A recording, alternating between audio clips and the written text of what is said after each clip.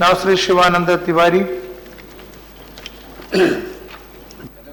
सभापति महोदय जी, कल जो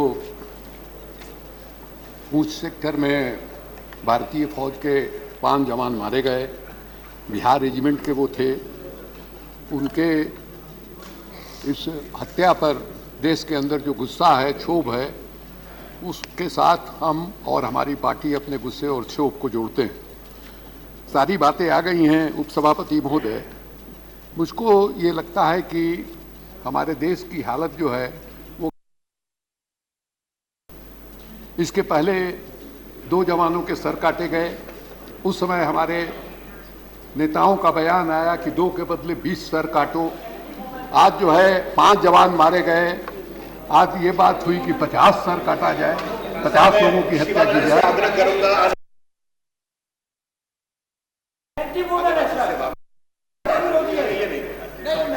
मैं उसको वापस लेता हूं। मैं ये कह रहा हूं, कितनी बेचारगी वाली स्थिति हमारी हो गई है। हमने कहा आपको 2 जवानों के सर काटे गए, हम देश ने गुस्से का इजहार किया। आज भी हम गुस्से का इजहार कर रहे हैं, लेकिन हमारे गुस्से को कोई गंभीरता से नहीं लेता है। मैं स्मरण दिलाना चाहूंगा डिफेंस मिनिस्टर साहब को, अभी चीन गए थे ये, और जिस समय ये चीन पहुंच रहे थे उसके पहले चीन के एक सीनियर फौजी अफसर का बयान जो है वो आया, जो यहाँ चौकी पर कब्जा करके मैंने कई दिनों तक चीन के फौजी बैठे हुए थे। देश के अंदर चिंता थी, मीडिया उस बात को उठा रहा था। उसको लेकर के उस चीन के फौजी अफसर ने हमारे ऊपर व्यंग्य किया, हमने अपमानजनक भाषा का इस्तेमाल किया। बाद में डिफेंस मिनिस्टर साहब को वहां के कुछ बड़े लोगों ने सफाई दिया। ये हमारी स्थिति हो गई है, कोई भी हमको गंभीरता से लेने के लिए तैयार नहीं है। लंका के बारे में लोगों ने कहा, लंका की बात छोड़ दीजिए, ये जो मालदीव है जहां कुछ लाख की आबादी है, वहां हमारी क्या स्थिति है। जो वहां के पहले पुराने राष्ट्रपति थे, माने जाते थे कि भारत के वो समर्थक थे, उनको हटा के बाहर कर दिया गया और वो कुछ दिनों तक भारत के दूतावास में उन्होंने शरण लिया।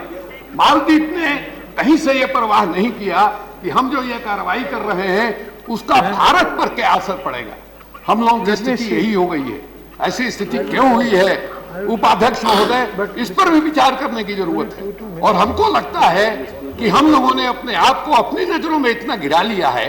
हमको याद है अमेरिका के कोई राष्ट्रपति ये आए थे, तो मैंने पार्लियामेंट के मेंबर का एक बयान छपा था कि हमने उनसे हाथ मिलाया तो 3 महीने तक उस हाथ को साबुन से नहीं धोया कि उनका जो स्पर्श है वो जो है कहीं मीठ मत हो जाए। ये हालत है हम लोगों की देश की।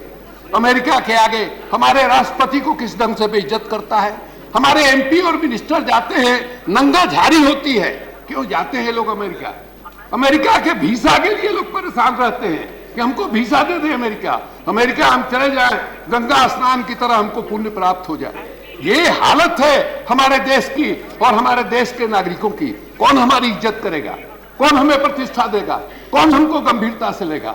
इसलिए उपाध्यक्ष महोदय, डिफेंस मिनिस्टर साहब से और जो हमारे विदेश मंत्री साहब हैं उनके बारे में हम क्या कहें। अभी एक स्नोडेन का मामला आया था जिसको लेकर के अमेरिका के बगल में रहने वाले जो लैटिन अमेरिकी देश थे, उन लोगों ने शरण देने के लिए वेनेजुएला, अर्जेंटीना जैसा देश जो है तैयार हो गया। और हमारे विदेश मंत्री जी का जो बयान आया, इस ढंग से उन्होंने बयान दिया कि अमेरिका जैसे बहुत अच्छा काम, बहुत पाक काम, बहुत पवित्र काम कर रहा है। इतना अपमानजनक था वो, जिसका कोई हिसाब किताब नहीं। आप जो है अमेरिका के सामने घुटना टेकिएगा और आप उम्मीद कीजिएगा कि आपको जो है लंका आपकी इज्जत करे, पाकिस्तान आपकी इज्जत करे, चीन आपकी इज्जत करे। ये नहीं होने वाला है। आप जो है जो दुनिया का मजबूत ताकत है उसके सामने नाक रगड़िएगा, कोई आपकी इज्जत नहीं करेगा।